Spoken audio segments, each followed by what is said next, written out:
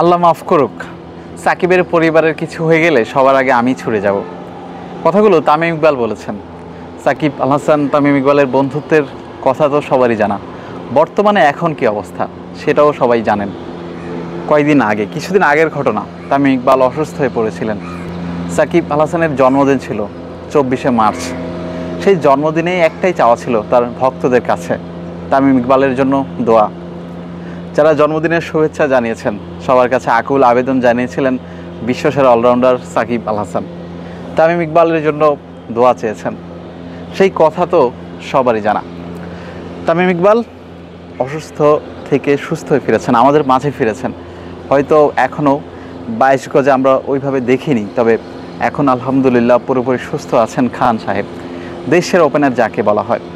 সেদিনের ঘটনার কথা যদি আসলে বলি, তামিম ইকবাল এমন অবস্থায় ছিলেন কারোর সঙ্গেই আসলে যোগাযোগ বা কথা বলার সুযোগ ছিল না। তবে সাকিব আল হাসান কল করেছিলেন যুক্তরাষ্ট্র থেকে, তামিম ইকবালের সহধর্মিণী আয়েশা ইকবালের কাছে ফোন করেছিলেন, তামিমের খোঁজ খবর নিয়েছেন। আরও একটা ঘটনার কথা অবশ্যই মনে আছে, সাভারে যখন আসলে তিনি একেবারেই একটা হাসপাতালে বেডে শুয়েছিলেন, তখন কিন্তু সাকিব আল হাসানের বাবা মাও এসেছিলেন। হয়তো তামিম ইকবালের সঙ্গে দেখা হয়নি, কিন্তু খোঁজ খবর নিয়েছেন।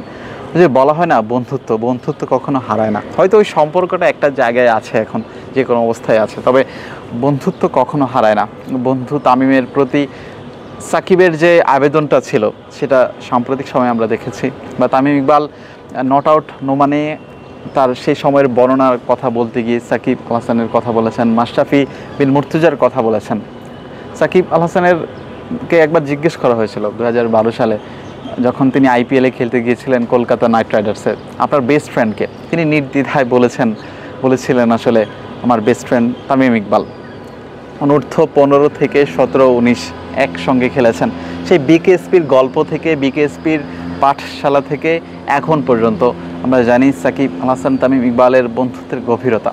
সেই ছোটোবেলা থেকেই তাদের কিন্তু একসঙ্গে বেড়ে ওঠাটা হয়েছিল। বন্ধুত্বের গল্প সব কিছুই কিন্তু তাদের সেই বিকেএসপি কেন্দ্রিক ছিল। বিকেএসপি থেকে শুরু হয়েছিল। অনূর্ধ্ব 19 অর্থাৎ যুব দলে একসঙ্গে খেলেছেন, তারপর জাতীয় দলের হয়ে কত রান করেছেন, কত পার্টনারশিপ করেছেন একসঙ্গে। কিন্তু একটা সময় থমকে গিয়েছে, হয়তো যে কোনো কারণে সাকিব তামিমের মধ্যে দূরত্ব তৈরি হয়েছে। আমরা বিশ্বকাপের আগের কথা যদি বলি, 2023 ওয়ানডে বিশ্বকাপের আগে আমরা একটা বিজ্ঞাপনেও দেখেছি তারা আসলে এক হয়েছেন।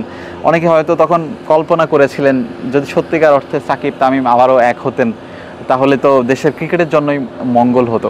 এটা যদিও আপনি স্বীকার করবেন কিনা যে তাদের সম্পর্কের যে ফাটলটা ছিল সেটার কারণে বাংলাদেশের ক্রিকেট অনেকটাই পিছিয়েছে।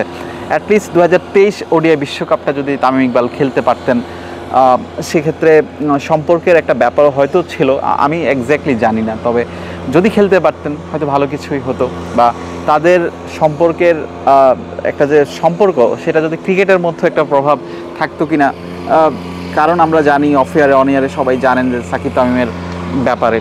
তবে আনফর্চুনেটলি বলতেই হয় যে এখনও পর্যন্ত তারা এক হননি, বা যতটুকু আমরা দেখছি আসলে মনে হচ্ছে সাকিব তামিম এখনও এক হননি। এখনও তাদের অফেয়ারে কথা হয় কিনা সেটা জানা নেই। তবে নট আউট নোমানে যখন বলছিলেন তামিম ইকবাল, সাকিব আল হাসানের প্রতি কৃতজ্ঞতা জানিয়েছেন। ইনফ্যাক্ট সেই সময় যারা আসলে যেভাবে অবদান রেখেছেন, দোয়া করে, দেখা করে, সবার জন্য আসলে কৃতজ্ঞতা প্রকাশ করেছেন খান সাহেব। মাশরাফির কথাও তিনি আলাদা করে বলেছেন। মাশরাফি নাকি তিনি শুনেছেন আসলে এমন যে 2 দিন তামিম ইকবালের জন্য কান্নাকাটিও করেছেন। অর্থাৎ এমন সিচুয়েশন ছিল যে কোনো সাধারণ মানুষ থেকে যে কোনো একজন তামিম ইকবালের ভক্ত সবাই কিন্তু তখনই তামিম ইকবালের জন্য আসলে দোয়া করেছিলেন, কান্না করেছিলেন। সেই তামিম ইকবাল আমাদের মাঝে ফিরেছে। সাকিব আল হাসানকে নিয়েও যখন এই কথাগুলো বলেছেন, আসলে একজন ক্রিকেট প্রেমী হিসেবে, একজন সাধারণ মানুষ হিসেবে কিন্তু আপনাকে আসলে এই কথাগুলো ছুঁয়ে যাবে। হয়তো সাকিব আল হাসান তামিম ইকবালের সম্পর্কটা কোনো দিন ভালো হবে কিনা বা কোন পর্যায়ে যাবে সেটা বলা যাচ্ছে না। তবে দুজনের প্রতি দুজনের যে একটা শ্রদ্ধা আছে, যে একটা ভালোবাসা আছে, সেটা কিন্তু বহিঃপ্রকাশ আমরা দেখতেই পাচ্ছি। নয়তোবা তিনি কেন আসলে এমনটা বলবেন?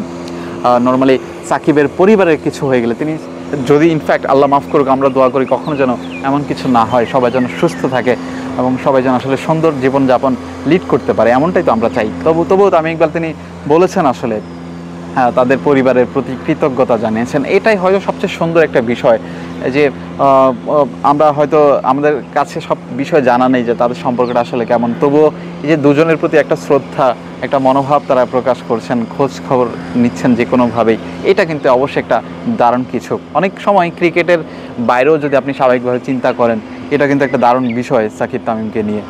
তবে শেষ পর্যন্ত সাকিব আল হাসানকে কী বলবো, আসলে দেশের জার্সি তার দেখা যাবে কিনা, হয়তো তামিম ইকবালের অধ্যায়টা শেষ, তিনি আসলে ন্যাশনাল টিমের জার্সিতে আর দেখা যাবে না। কয়েকদিন আগেই তো আসলে পুরোপুরি রিটায়ারমেন্টের ঘোষণাটা দিয়েছিলেন। তবে আবারও যদি বাংলাদেশ ক্রিকেটে এই দুজনকে দেখা যায় কখনো, সেটা কিন্তু দেশের জন্যই মঙ্গলজনক হবে। বিলাল হোসেন শিমুল, ক্রিকেট 97।